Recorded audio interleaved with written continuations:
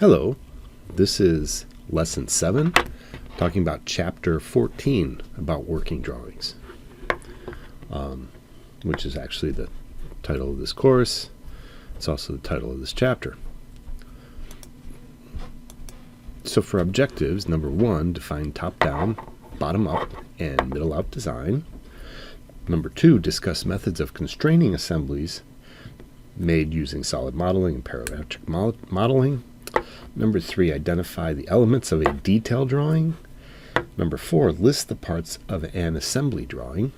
And 5, list the role of the record strip and the title block in the approval process. And finally, 6, describe the process for revising drawings. First of all, working drawings.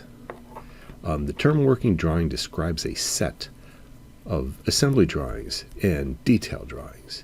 A detailed drawing is kind of like what we've been doing a lot in this class. That contains all of the necessary information to manufacture a specific part.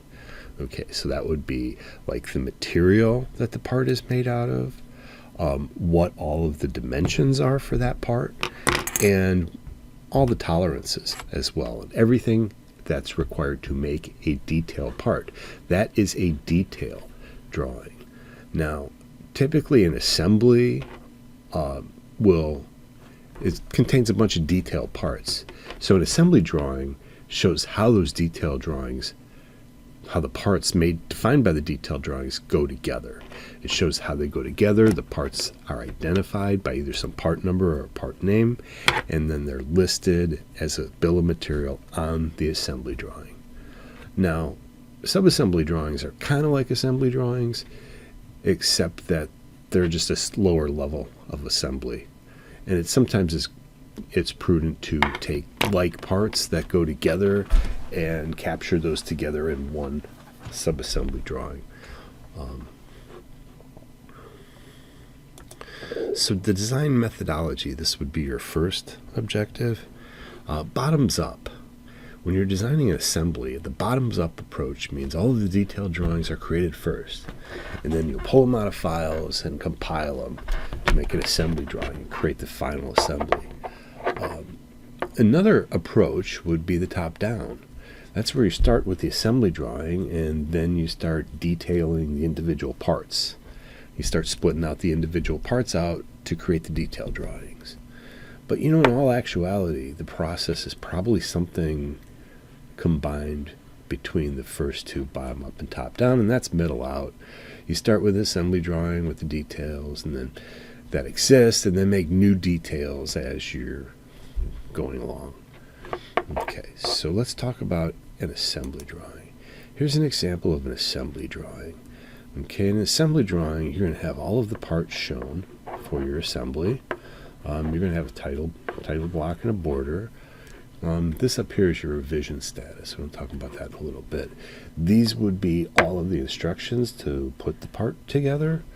And then you'll notice that each part in an assembly drawing is defined with these ball tags.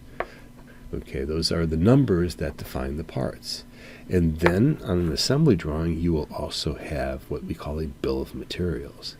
So the bill of materials identifies the item by the item number, how many you need for your assembly.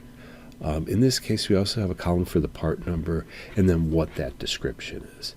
So the elements of an assembly drawing are, you have to be able to see all the parts. You have to identify the parts with ball tags. And then you have to have a bill of material shown on the face of the assembly drawing. Okay, here's another example of an assembly drawing. Again, we have the drawing that shows how the parts are going together. We have the ball tags identifying all of the different components, and then we have a bill of materials over here that defines the parts and how they go together. Okay, so in this case, you have the bill of material up on top of the title here. And notice it starts at 1 at the bottom and it goes up. Okay. Now, in the other example we gave you here, we have the bill of material over here on the other side, and it starts at 1 and works its way down. So that's a slight difference. So if you locate your bill of material for your assembly drawing for the project over here, be sure to follow this format. If you locate your bill of material over here, then be sure to follow this format. Okay, so then here is an assembly drawing. There are 3 different kinds: design assemblies or layouts, general assemblies, detail assemblies, working drawing assemblies. I'm going to talk a little bit about each of these. And then inseparable assemblies.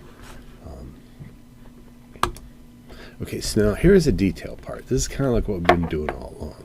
Okay, so when I say a detail part drawing, all the information is on here to create that part. So you have all of these detail drawings. Notice how each dimension has a tolerance. If you don't have a tolerance specified, you have a block tolerance over here, so that this is a specification for making this part. All of the features are defined on the part, and all of the tolerances to produce those features are defined on the part. Also, it is any notes. You need to remove break all burrs and sharp edges. This has an anodized note, and then Q indicates incoming QC inspection points. Okay, so that is a detailed part drawing. A subassembly is kind of like an assembly, but it's just not a top assembly. I would expect that this subassembly goes into another assembly drawing, along with some other assemblies and maybe some detailed parts. So a subassembly is kind of like a assembly drawing.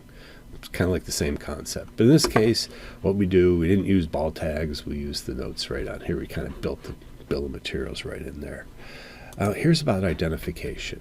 Circled numbers are called balloon numbers, or ball tags. They're used to identify the parts in an assembly drawing.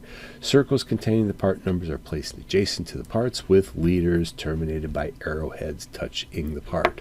That's how we identify parts in our assembly drawings. And then a multi-detailed drawing. A multi-detail drawing is kind of used a lot for like tool design. If you had an assembly and then had a bunch of details going into the assembly and you had to put them all together, in some cases it made sense to put all of those dimensions on one drawing. And so you'll have detailed parts, you'll have assembly drawings, you'll have a parts list over here, and then you'll have everything all in one, multi-detail. I'm going to have another movie to finish up this presentation. Thank you.